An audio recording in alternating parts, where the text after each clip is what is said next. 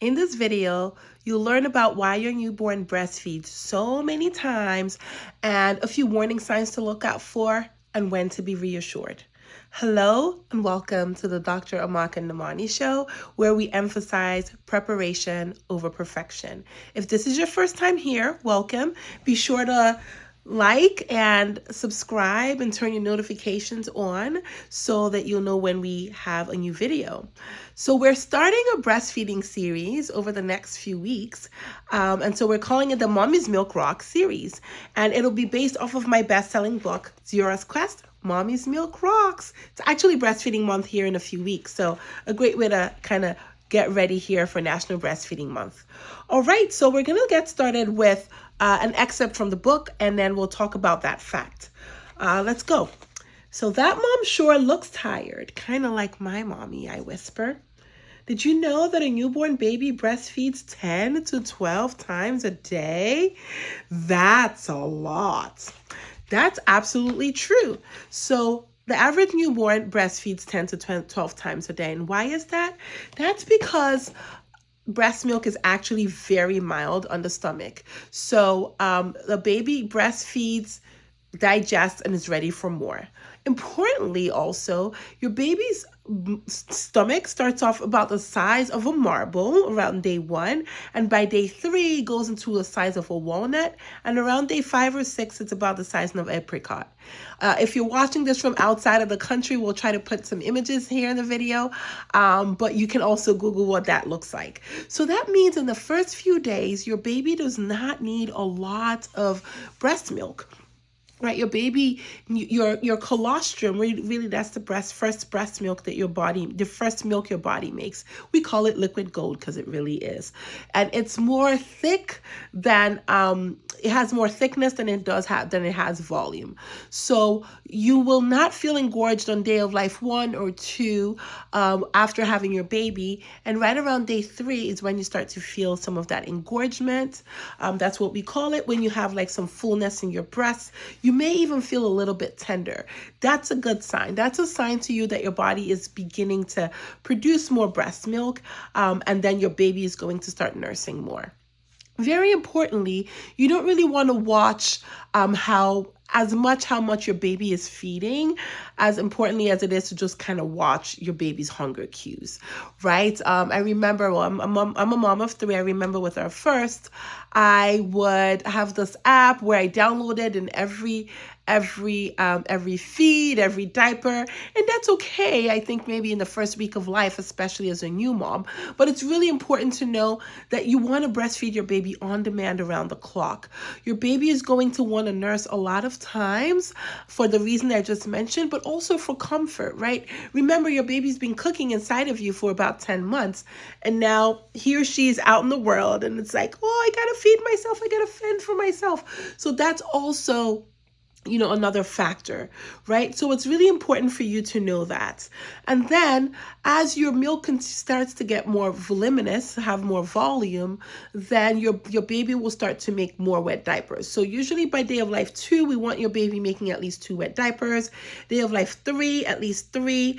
Day of life 4, at least 4, and then by day of life 5, at least 5 wet diapers. Now, do not be too worried if your baby is losing weight in the first 3 to 5 days of life. That is absolutely normal. They're losing a lot of water weight, and so a lot of babies will start to regain their weight right around 5 days of life, with a goal of having reached their birth weight around 2 weeks of life. Okay, so again, remember the size of your baby's tummy. Remember that your colostrum is really the most important milk that your body makes in those first few days, and it's not going to be a lot of volume. You're not going to feel a freezer stash on day of life 2. Please don't be intimidated by all the milk moms out there. I mean, shout out, but you don't need that. Your baby just needs enough for the next feed, okay? So you're doing exactly okay. Now, if your baby has lost more than 10% of their birth weight right around day of life 5, your pediatrician is probably going to want to intervene more aggressively, for lack of a better term. So in my practice, I would usually have, if mom feels like she's making enough milk, I usually would have mom pump so we can get an idea for how much mom is making per nursing session. So I'm able to tell, okay, if this is day of life 5, and you're making 3 ounces per pumping session, that's usually plenty, and that's usually okay. And so I usually say start with bottle feeding the baby with breast milk, and then you can put the baby to the breast so that you continue to get stimulated, right? But again, you want to talk to your pediatrician, or other doctor that you have, regarding that. Now, the other thing we want to talk about is jaundice, right? Which a lot of times is related to your baby's weight loss. So if your baby's losing a lot of weight, the bilirubin level may start to be more elevated, and you start to see the jaundice, which is the yellowing of the skin. Usually GAR starts from the top to the bottom. So face only, then face and neck, and then the whole body. That's usually pretty concerning. I always tell my moms, the scleral icterus, which is a fancy name for yellowing of the eyes, is usually the last one to go. Okay, and it can last up to 2 to 3 weeks before it goes away. The other thing is the color of your baby's poops, right? So your baby's poops will go from like a dark, tarry, like almost pasty consistency, which is your, what we call the meconium, to dark brown. And then eventually we want it to be yellow seedy. And that's usually where we want to be. Okay, so those are a few things to look out for. Now, importantly, we talked about in the book that mom sure looks tired, right? And that's really important for you to remember, mom. You will be tired. Up to 40% of moms, studies have shown, are really fatigued in those first 10 to 14 days of life, and really first month. Breastfeeding is exhausting. So we're not going to sugarcoat that, right? But there are ways around that. Asking for help, accepting help.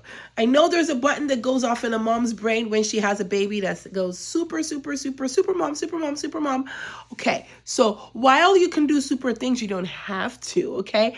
There is no award for being like the most exhausted mom. Trust me, I've been there. You don't want to do it, right? I've taken one for the team, okay? So be sure to accept help and ask for help. If you have a spouse or a partner, ask them. And when they offer it, take it. Rest when you can. Take a nap. Sleep when the baby is sleeping. You're probably not going to get a 6-hour stretch for a couple months here, to be honest. If you have a doula, you're in a state where you can get a doula. Shout out to Pennsylvania. That's now covered. Ask for one, right? Go through your insurance and try to get a doula. And a lot of doulas now are trained in breastfeeding, so they can help you even in the postpartum period. And then while you're in the hospital, probably, backtracking just a little bit here, you also want to try to room in with your baby, right? I know you've just had a baby. It's exhausting. Like I said, I've been there, so I know, sister.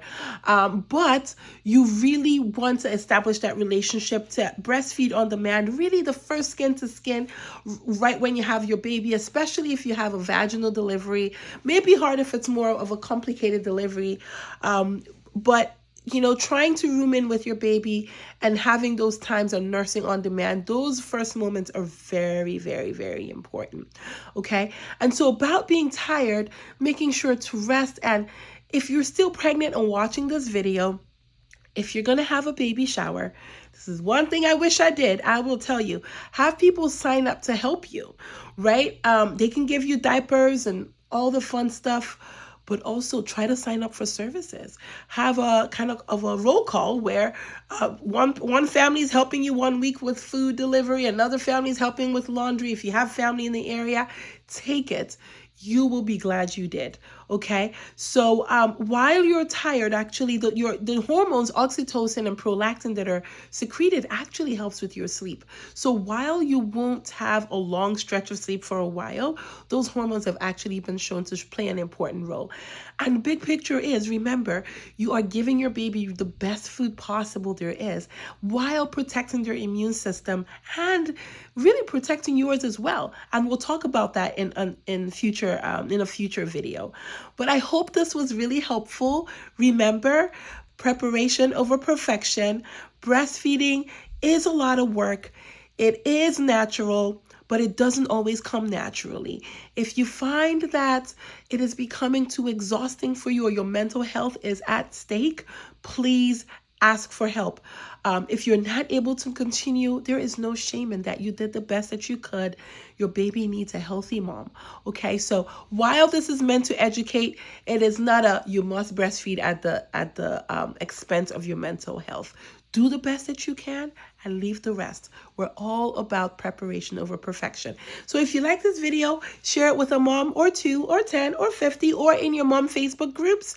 And subscribe, turn the notification bell on, and I'll see you on the next series of the Mommy's Milk Rocks. Until then, bye-bye.